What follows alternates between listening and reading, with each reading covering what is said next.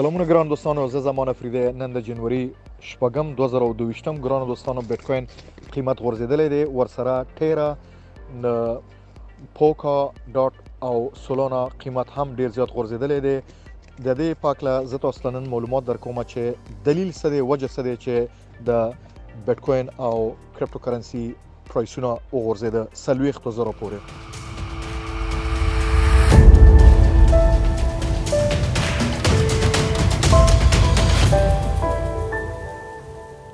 دی وخت کې چې زه تاسو له ریپورټ درکوم، دلته 9 منټه کم 10 بجې دي په انګلستان کې، انګلند کې، او قیمت دی 22,909 ډالره.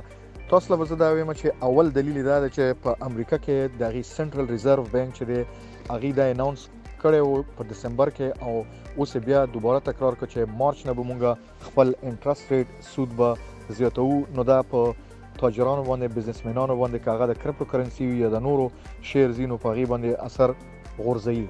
تاسو ته معلومات ده که چېرته یو ځای کې یو ډز وشي، نو په ونه کې چې څومره مارغان یې هغه الوزي. همداسې چې کله امریکې غوندې یو ملک یو اعلان کوي، نو تاجران ورخطا کېږي، د هغې نفس سیسټم ډسټرب شي، نو خپل پیسې پل اوټ کړي، راوبوسي، او هلته پرایسونه غورځېږي. دا یو دلیل. دویمه خبر دا ده چې لکه په امریکا کې د سټاک ایکسچینج نزدق چې وګورئ، همداسې ډو جانز وګورئ، دلته په ټوله دنیا کې S&P 500 وګورئ، نو نه یوازې کرپټو کرنسي مارکیټ خراب شوی دی، داسې که په ټیکنالوژي کې تاسو وګورئ، نو انویډیا، AMD، اډوبي، د دوی شیرز چې دی سهم دا 15% غورځېدلی دی، او همدغسې د خپله نزدق عمومي په توګه دا 3.5% یا 3.5% نږدې 4% دا غورځېدو حالت کې و. نو ځکه دا یو کله چې بدلون راځي، نو دا صرف په کرپټو کرنسي باندې نه راځي، په ټول انډسټري کې راځي.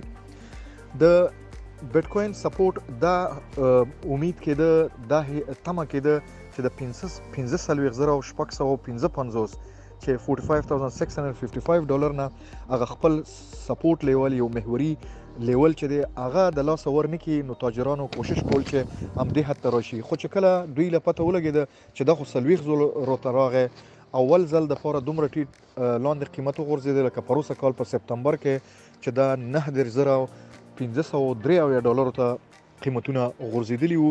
نو دا یو ځل بیا وارننګ غوندې ده چې قیمت د 40,000 نه لاندې لاړ نه شي.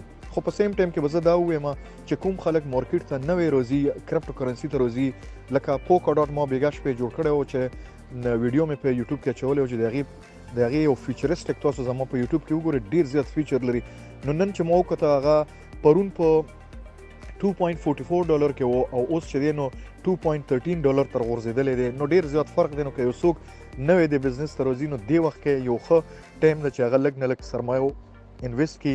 یعنې کله چې مارکیټ غورځېږي، نوو خلکو دپاره یا څوک چې پیسې لري هغوی دپاره دا ډېر زیات مهم دی. نو دا ډېر ضروري دی چې تاسو وګورئ چې پرایسونه کله غورځېږي، نو ځینو خلکو دپاره ډېرې زیاتې فایدهمند دي. ځینو ته چې تاوان کوي هغوی دې نه خرڅوي، صبر دې کوي.